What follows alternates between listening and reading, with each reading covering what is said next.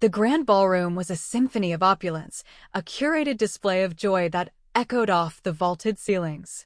Crystal glasses clinked with a sound like frozen rain, and the air was thick with the perfume of gardenias and expensive champagne.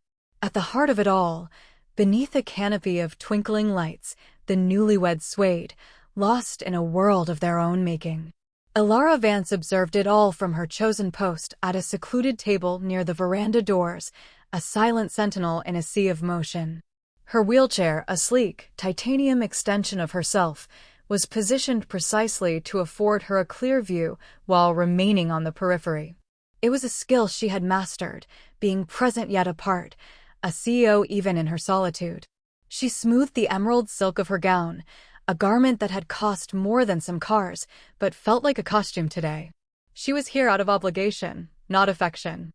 The bride, Isabella, was the daughter of her most significant investor, a man whose goodwill was essential to the future of her tech company, Ether Innovations.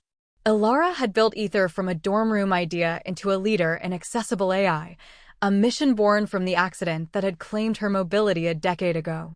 She traded in the currency of disruption and innovation, but today, she was forced to trade in the older, more exhausting currency of social pretense. Her eyes scanned the room, not for conversation, but as a defense mechanism. She noted the subtle glances thrown her way, a mixture of pity, curiosity, and the awkwardness people often exhibited around her chair. They saw the wheelchair first, the woman second, and the CEO not at all. A server offered her a flute of champagne with a strange smile, his eyes darting anywhere but at her. She declined with a slight shake of her head, her throat too tight for even the bubbles to soothe.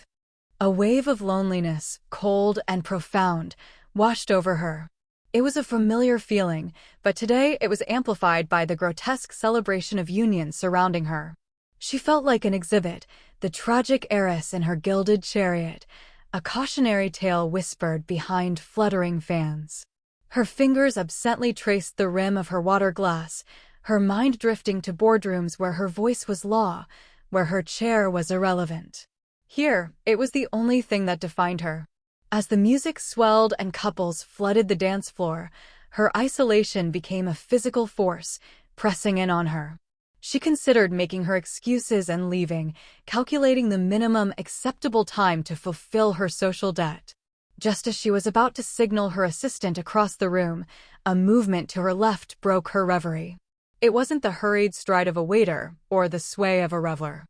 It was a man, standing alone just inside the veranda doors, holding the hand of a small, wide-eyed boy who was desperately trying to hide behind his leg. The man wasn't looking at the dance floor or scanning for someone important. He was looking directly at her. And his expression held none of the pity she was so accustomed to.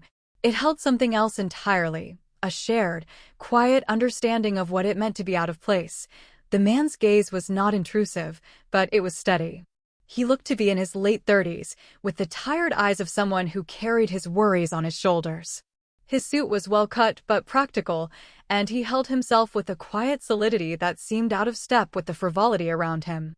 The little boy, no more than 5, peeked out from behind his father's leg, his thumb sneaking into his mouth as he stared at Elara's wheelchair with a child's blunt curiosity. Elara felt a strange pull, a curiosity that overrode her desire to retreat. This man, with his palpable air of responsibility and his small, anxious shadow, was an island of reality in this fabricated sea of bliss. She watched as he bent down, whispering something to the boy. The child shook his head vehemently, burying his face in his father's trousers. The man sighed, a gesture of pure exhaustion, and straightened up. His eyes met Elara's again, and this time, he offered a small, apologetic smile. It was a smile that spoke of missed naps, of social obligations endured for the sake of family, of being a lone parent in a world built for pairs. In that moment, Elara didn't see a potential suitor or even a stranger. She saw a mirror. His solitude was different from hers. His was filled with the constant demands of another, while hers was an empty fortress, but its weight was the same. He was anchored by love, she was untethered by ambition. Both were isolating in their own way. She found herself offering a small, acknowledging nod in return, a silent communication between two people who understood the rules of a game they hadn't chosen to play. The man seemed to take this as permission. He gently pried the boy's hand from his leg and, holding it firmly, began to make his way through the throng of dancers toward her table. The boy dragged his feet, his small patent leather shoes scuffing the polished floor. Elara's heart did something it hadn't done in a business meeting in years. It fluttered with a nervous, unfamiliar rhythm. This was an uncontrolled variable. This was not a negotiated merger or a strategic acquisition. This was a man and his son, walking toward her for reasons she couldn't fathom. She instinctively squared her shoulders, the CEO persona snapping into place like a shield. She prepared for the awkwardness, the fumbled words, the inevitable moment where he would either patronize her or trip over her existence. They stopped a few feet from her table. The man's gaze was direct and kind. "Will you be my date?" he asked, his voice a low, warm baritone that cut through the music. The question was so absurd, so utterly unexpected, that Elara could only stare. It wasn't a pickup line. There was no guile in his eyes, only a genuine, slightly desperate hope. He glanced down at his son, then back at her. "I'm Ben," he said. "And this terrified creature is my son, Leo. My sister is the wedding planner, and we're her moral support. But I think Leo might be one meltdown away from sabotaging the cake, and I'm out of my depth.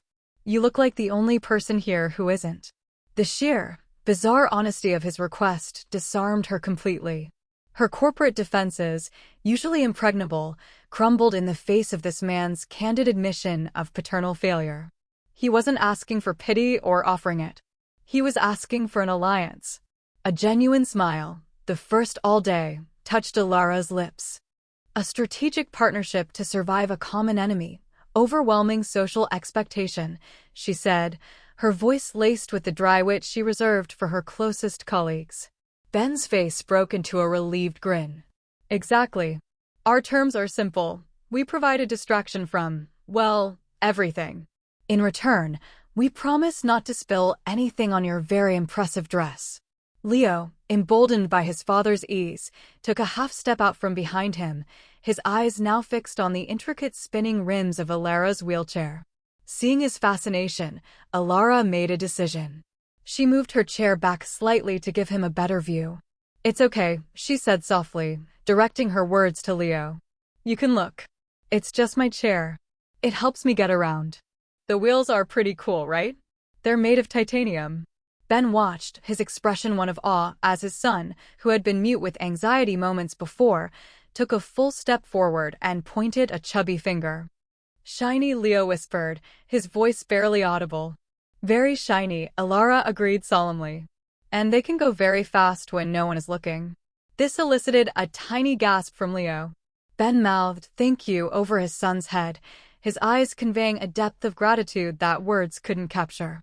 He pulled out a chair for himself and, after a questioning glance at Elara for permission, lifted Leo onto another, scooting him close to the table. And, just like that, her solitary table became their sanctuary. They talked.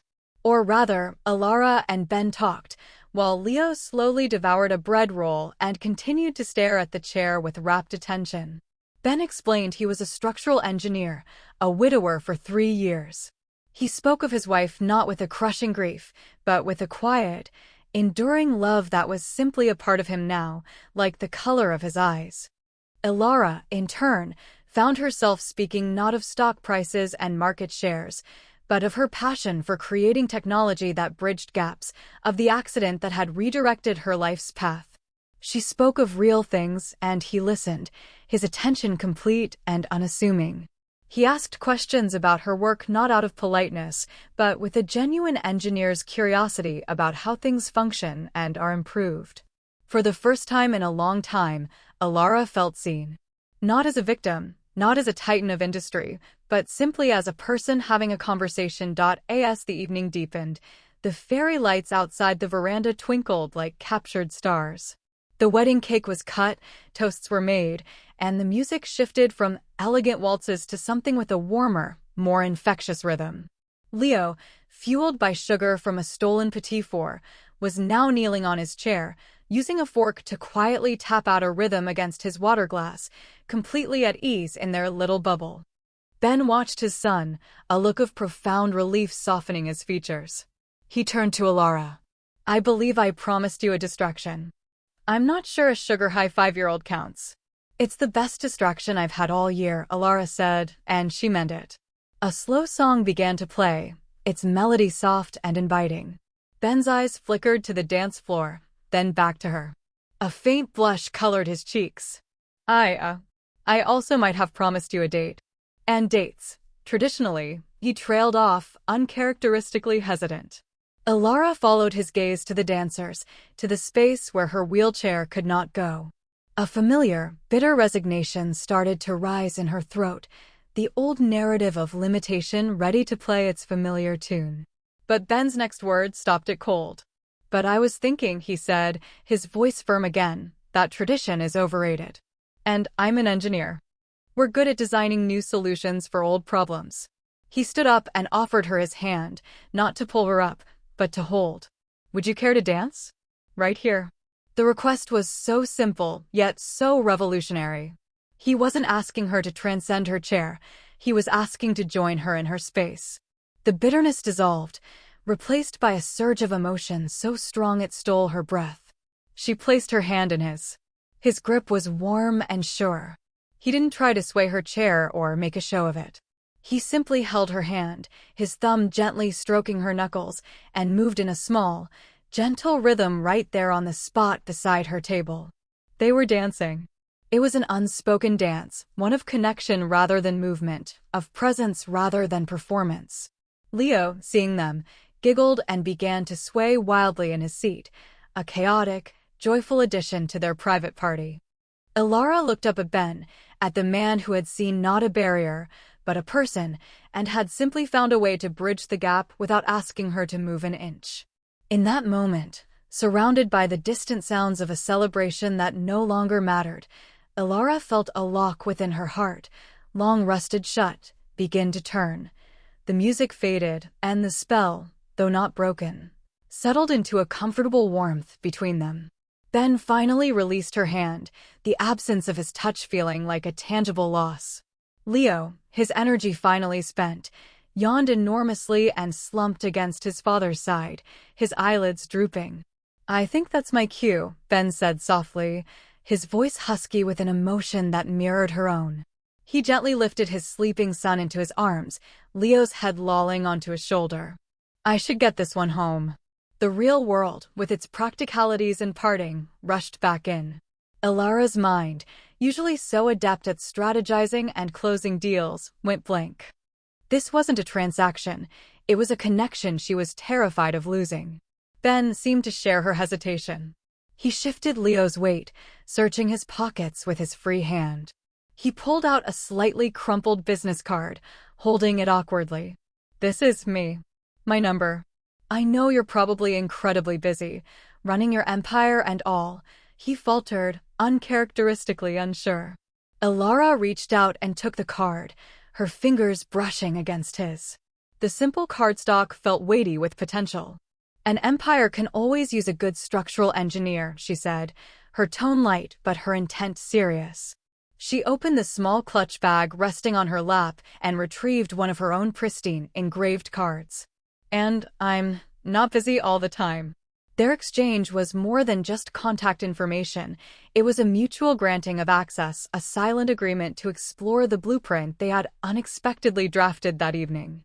Ben looked at her card, then back at her face, his smile returning, brighter this time. "Good," he said simply. "Then I'll call you. To discuss structural things."